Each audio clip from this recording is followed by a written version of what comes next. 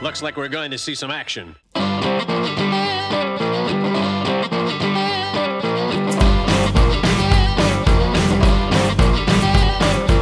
Welcome back to the 80s Toy Museum. We got a look at some 80s gold chrome last week, and this week we're taking a look at some silver. So, what's it all about, Commander? It's all about you today, Lieutenant. He's one of the leaders from the Golden Age, or is that Silver Age, of toys. The Silverhawks. Their leader, Quicksilver, and his companion, Tallyhawk. Unlike some of the other more memorable leaders of the 80s, like Optimus Prime, He-Man, and Lion-O, Quicksilver is more akin to Duke of G.I. Joe. He wasn't full of witty one-liners, he didn't have a big personality, and wasn't oozing with charisma. He was all business. Just doing the job, Professor. It's what we're here for. That's right. The job was first and foremost. He's the leader, Jonathan Quick, former head of Federal Interplanetary Force 8. His Hawk code name, Quicksilver. Quicksilver was an appropriate name for a guy whose real last name was Quick. And interestingly enough, Quicksilver is the only Silverhawk from the first wave of toys that was actually silver.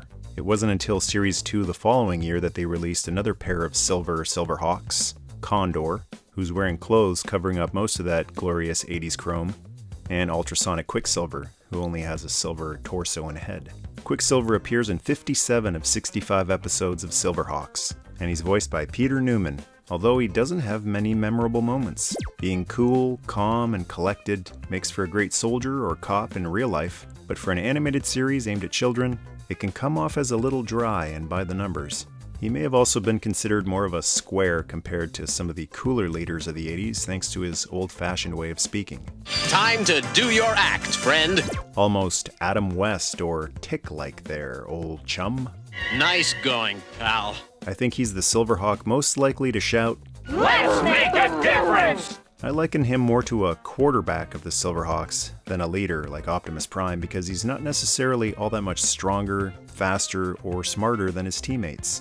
The strength of the original 5 Silverhawks was in their cohesiveness, much like the combiner teams in Transformers. When Quicksilver did take command, his orders were usually just one word, like a QB barking plays during a game. Cluster! Scatter! Dive! Smokescreen! One 80s character from another show he was very similar to was Mandora, the evil chaser from Thundercats. All over there!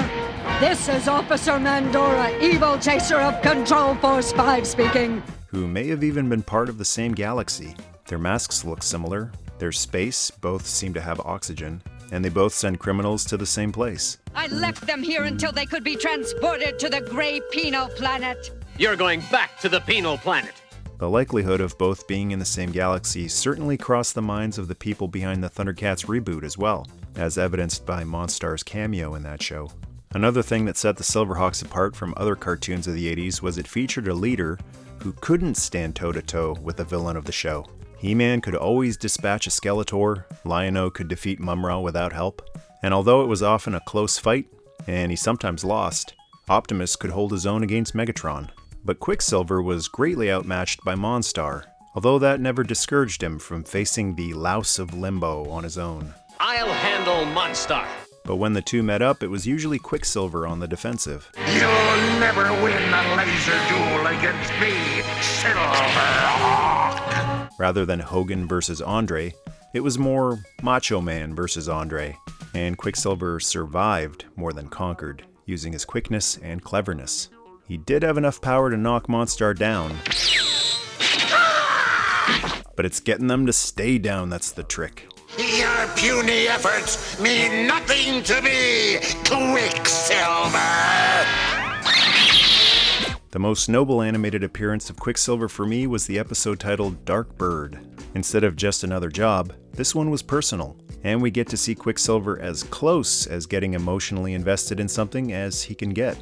I've got a score to settle with that imposter, and I'll settle it 1-on-1. Monstar and Hardware create an evil clone of Quicksilver named Dark Bird.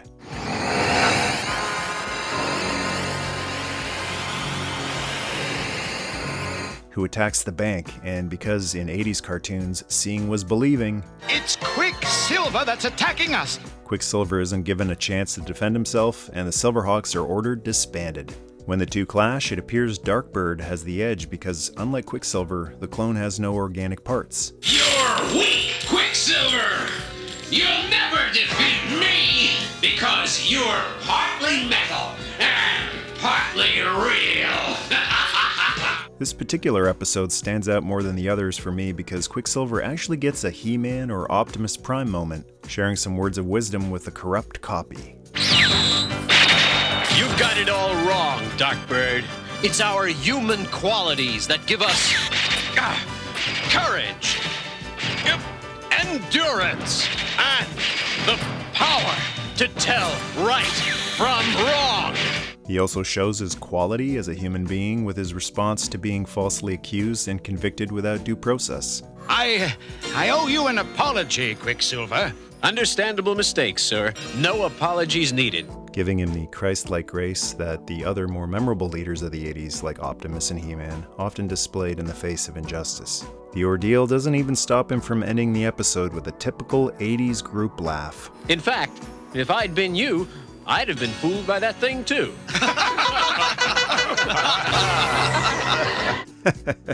What a silly misunderstanding. Oh well. It's also interesting to see a different version of such a stoic, controlled character, being loud, obnoxious, and totally out of control. What do I want, Lord Cash? I want all the money in Dalar! All the money in the galaxy! Much like the novelty of seeing the mirror universe versions of poised classic Star Trek characters. That is unprecedented. Another notable appearance where he shows there's more to him than the 1 or 2 word responses is in the Hardware Trap 2-parter. Quicksilver!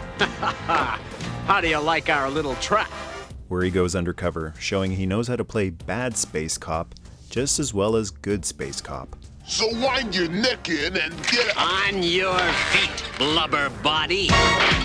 When a lone Silverhawk was required for a solo mission, it was usually Quicksilver that was sent aboard the Sprint Hawk, his unofficial personal vehicle, even though other members of the team occasionally used it as well when the Mirage was full. The first Quicksilver figure was released in 1986 by Kenner, and although I didn't have any Silverhawks as a kid, I was very lucky to pick this carded one up a long time ago, back when mint on card toys weren't going for much more than what they originally sold for.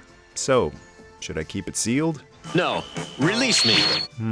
Let's take a quick peek at what these are going for on eBay first. Yikes. Silverhawks have skyrocketed in value over the last 5 years for some reason. The figures do look really nice, but there are other 80s Chrome figures that don't go for that much. And the show isn't what I would call one of the top 5 of the 80s either. You know what to do. Release! Nah, I'll keep this one sealed.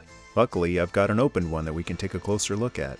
Quicksilver, along with Steelheart, Steel Will, and the Copper Kid, had a wing spring gimmick. By squeezing the legs together, the arms would pop up and deploy wings for space. Wing it! The gimmick would be reused in 1990 for Kenner's Shadow Wing Batman, who even comes with a Silverhawks-looking companion. Speaking of which, Quicksilver only came with one accessory, his screeching sidekick, Tallyhawk. The invincible spy satellite and interceptor. Much more than just an animal buddy, or a comedy pet companion like Snarf from their sister show Thundercats, Tallyhawk wasn't just backup, he was one of the stars of the show. I've got all the backup I need right here, Commander. He was the first thing you saw in the intro to each episode, along with hearing his name called.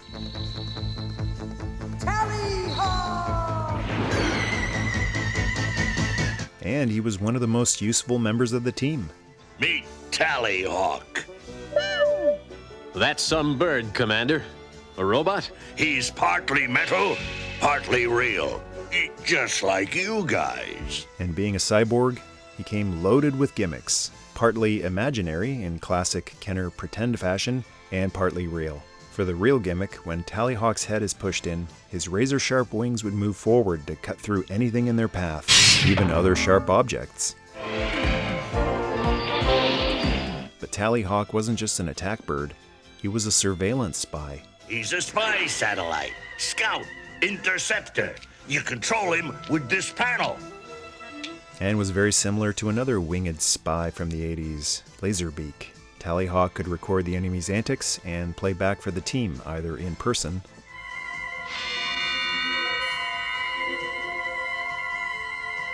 or beam the signal back to Hawk Haven long range. Silverhawks? Pretty useful for watching Saturday morning cartoons, too. He had some make-believe weaponry, too. Eye lasers. Much like Optimus Prime's little buddy Roller, Tallyhawk was one tough little Silverhawk, not afraid to face the much larger Skyrunner head-on. And you could use his claws to attach to Quicksilver's forearm. Even though he didn't come with any weapons, Quicksilver had a lot of imaginary instruments of destruction beneath that gleaming chrome surface. A pair of shoulder laser cannons, razor-sharp talons that could cut through anything, a smokescreen that could be deployed from the bottoms of his feet.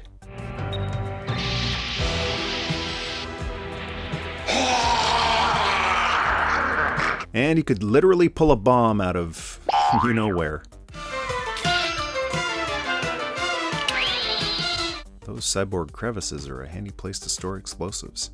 One thing you couldn't pretend, though, was his space mask.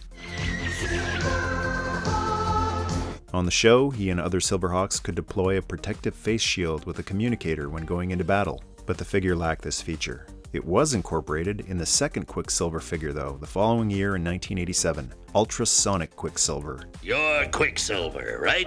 Yes, sir, that's right. One of the rarest and most expensive 80s figures of all. Very few were made, and fewer still have survived mint on card.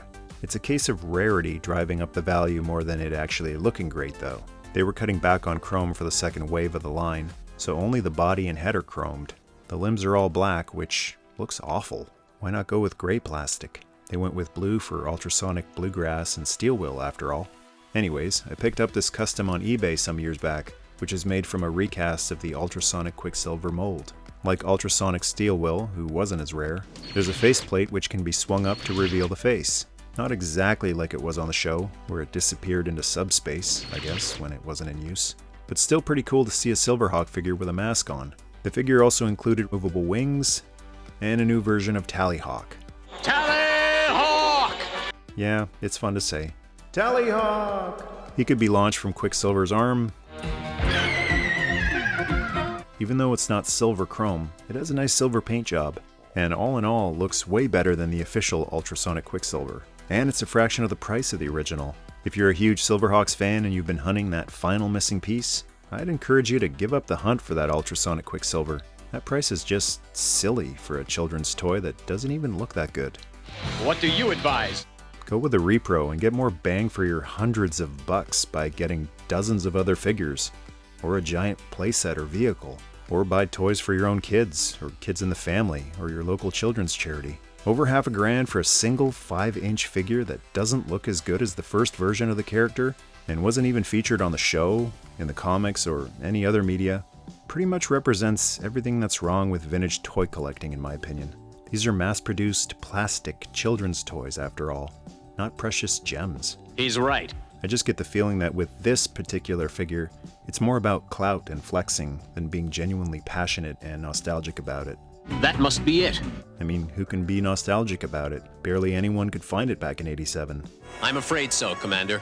And that's it as far as vintage figures go. Figures aren't exactly his strongest points. Quicksilver did appear on a bunch of other merch though. Stamps, pencil sharpeners, clothing, sleeping bags, and the most spectacular looking toothbrush ever made. Oh, pretty slick. It doesn't move, but it has a beautiful chromed figure of Quicksilver holding a chromed Tallyhawk in one hand and your motorized toothbrush in the other. When I hear about how chroming figures is so expensive these days, and a lot of toy companies don't want to do it even on higher priced figures, I look at this toothbrush and just think, we were kings. Which brings us to today. Yes, what's the current status, Commander? A new official Quicksilver figure has just been released by Ramen Toys. I don't believe it. He's my identical twin. Not quite. He's a little bigger and not chromed, but like my repro Ultrasonic Quicksilver, a satisfying compromise. A very nice looking full silver paint job.